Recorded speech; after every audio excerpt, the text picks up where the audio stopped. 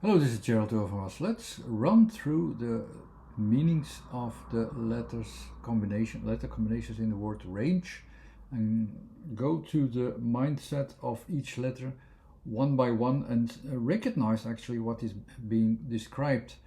The theory of mine that I have developed further into a now more practical sense will show you where the origins of orientations lies compared to a time and space settings. We distinct things as easy as right, left, up, down, and so on. All these kinds of differences are actually quite well related to the letter orientations that is explained in other videos. But let's go through this example to see also what it is. So it's either a focus in space, either one in timing, or one in contextual frame of understanding. And we start with the last category, which actually defines where our distractions or frame of thought is going to into let's say you have a general theoretical settings that these things can happen everywhere, but you limit it to where you can see these things really happen at a certain point. And that's the definition of all these letters from the last category. And here the letter R is in that position, and that position describes also a position in its balanced out geometry, numerology, you name it. There's a lot of association that you can make from there and build it up from there. But basically you can describe the letter R as there's an ongoing vibration in the background of the ongoings, the continuations in which you make a selection. And the selection in the case of R is, let's make our frame so clear that we know where the connection to the ongoings is connecting itself. So we make a connection to our frame of references.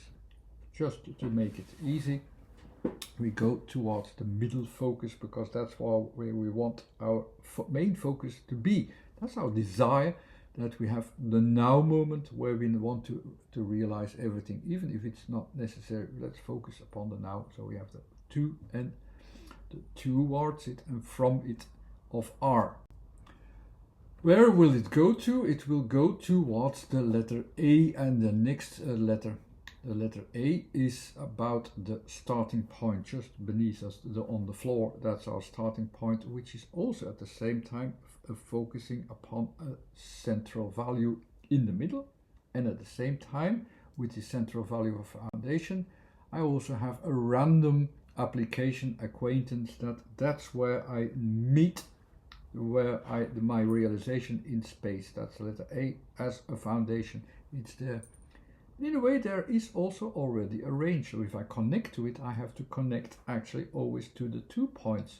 It's my application point of, yes, my reference is, okay, here I will start a starting point. And because I need a middle one focus, I can also have the general sense of my focuses, which is in this case is the middle. So I have actually the balance between the middle that I keep in my main focus, but I touch the thing as somewhere I will start as, okay, let's have that as my middle. So we have these two things, which already shows a range. If we connect to this element or this aspect already of what A is or why it is expressed, you have already this range visible. You can make that visible as well and connect to it. This connection is not just to a starting point or a foundation. It's expressed as A. A means, from the second category, it's about timing and changes. So I'll watch what is different there. And the year is going towards, again, to connect to it, to connect to the differences that I that are not fixed, so that I have to look for actually. So this foundation of A is a timed or the temporal differences towards the reached out values. At the same time, I can describe them as well. So let's see where that goes to. I don't know it yet with the y sound. So try to reach that. The n then is from the second category. It starts in space, goes towards a timing. So in other words, I have spatial values, or values that I can recognize in space with a certain length or whatever, or height or whatever that is, and I give them content because there are things in space, but I give them content to use them somewhere where I can time them. So I uplift them to the level of timing so that I can use them for somewhere. I can time them, I have an order, I have a plan, I can make a plan with them, I give them content. That's what the letter N is always about.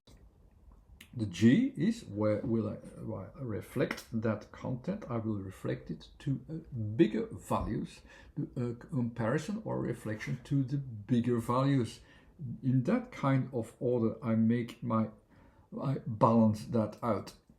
And the A at the end, just hardly pronounced, so as short as possible, is again a reminder that this is about a temporal setting. So this is about timing, about changes, but just okay, and almost like an accidental moment that is okay, but that's what it will have at a moment. It will have a value, a strong value, in a way with the A in the beginning. I want to make a strong value, but with A at the end, it also has that association that, okay, but it is a temporal value. It's in a temporal setting. It is a range which I only have now actually as a physical value. And that's the way how you can describe it. N as well has also this contradiction that I compare it also to what can I use, or what can I consider as being useful, and what do I consider as not being useful, to use it into this contemporary setting. So that's actually all you need to understand range from the letters onwards. It's a logical system where you can learn to recognize what the letters themselves means, how they combine themselves, and how they drive you to a combination of thoughts, also of behaviors, of the description of what you need that is described in the word itself, as how it is interconnected and how it has been created to make that happen, that we also follow our attention towards that, what it is expressing really, what we need for it. It's always there in every word. Some preparations you can have also in these books, in the Facebook page, on the web page. There's a lot that you can help yourself if you want to try to get used to the whole system. You have a lot of preparations to do, but you can. Thanks again for watching. Bye.